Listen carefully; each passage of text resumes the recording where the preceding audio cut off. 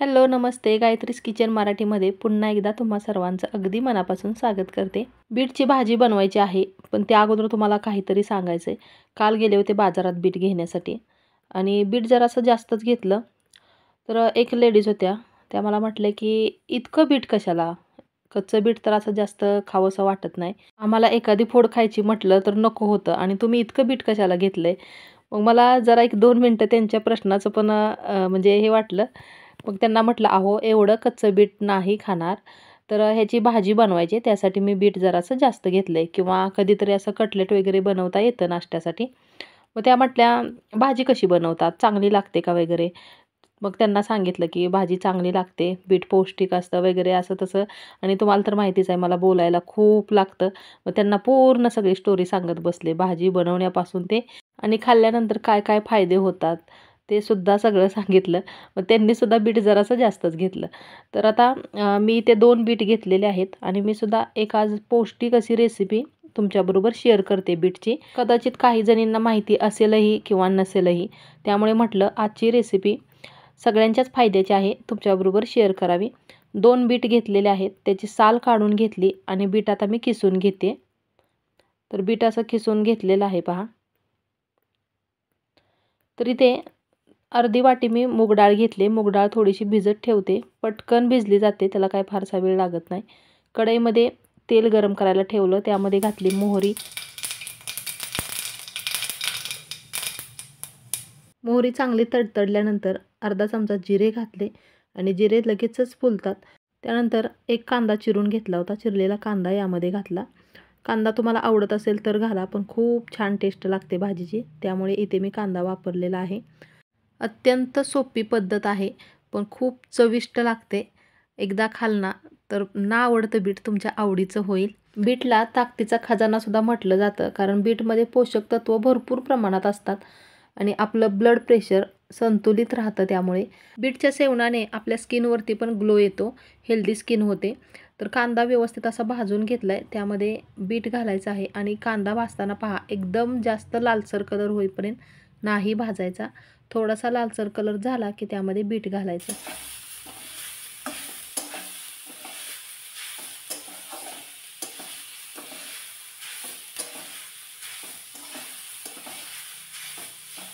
Bit चांगलं व्यवस्थित भाजून घ्यायचं आहे, त्याचा कच्चा स्मेल जाईपर्यंत भाजायचं आहे, म्हणजे खूप छान अशी चव पण लागते, पटकन ते शिजलं पण जातं। तर व्यवस्थित बीट अगोदर भाजून घेते आणि पुढे व्हिडिओमध्ये तुम्ही पाहालच की त्यामध्ये अजून मी काय काय घालणार आहे।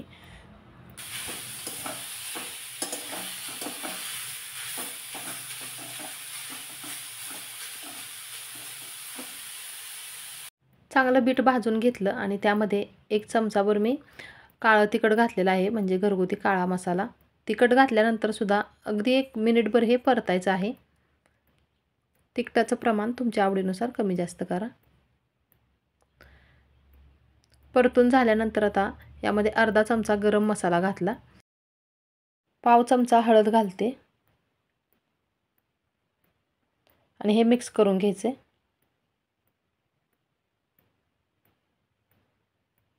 डाळ पण चांगली भिजली तर भिजवलेली डाळ यामध्ये घालायची आणि घालताना त्यातलं जे पाणी असतं त्या पाण्यासकटच घालायची। थोडंसं पाणी होतं, अगदी 1-2 चमचे असेल। मूग डाळ जर तुम्हाला घालायची नसेल तर दुसरी कोणतीही डाळ तुम्ही घालू शकता। बीटचे कटलेट, बीटचे पराठे, अशा बऱ्याचशा प्रकारच्या बीटच्या रेसिपीज मी आपल्या चॅनलवरती अपलोड केलेत, तुम्ही जर अजून पाहिल्या नसतील तर नक्की पहा। खूप साध्या सोप्या आणि वेगळ्या पद्धतीच्या रेसिपी आहेत। अगदी थोडासा पाण्याचा शिडकावा यावरती द्यायचा आहे आणि पुन्हा एकदा मिक्स करायचं आहे चांगलं। पाणी अगदी थोडंसं घालायचं आहे पहा, कारण बीट किसून घेतलेलं असतं आणि ते पटकन शिजतं, त्याला काही फारसा वेळ लागत नाही। चवीनुसार मीठ घालते। मीठ घातल्यानंतर सुद्धा छान असं मिक्स करायचं आहे, अगदी सगळीकडे व्यवस्थित मीठ लागलं पाहिजे। आणि आता एक महत्त्वाचा घटक यामध्ये घालायचा आहे।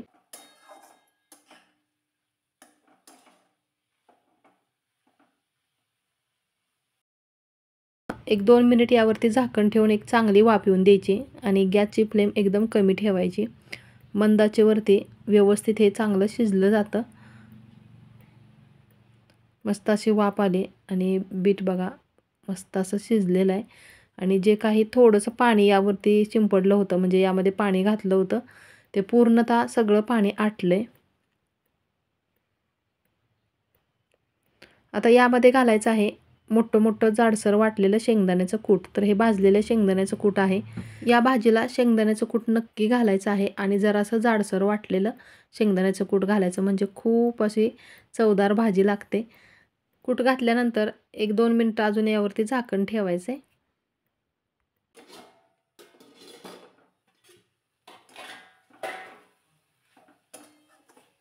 एकदम साध्या पद्धतीने घरगुती मसाल्यातच ही भाजी होते. जास्त काही मसाल्याचा वगैरे वापर करण्याची गरज नाही.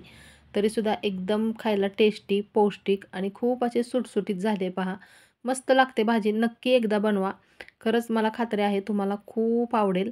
चला तर मग लवकरच भेटते मी तुम्हाला उद्याच्याच नवीन एका छानशा रेसिपीसोबत पुढच्या व्हिडिओमध्ये.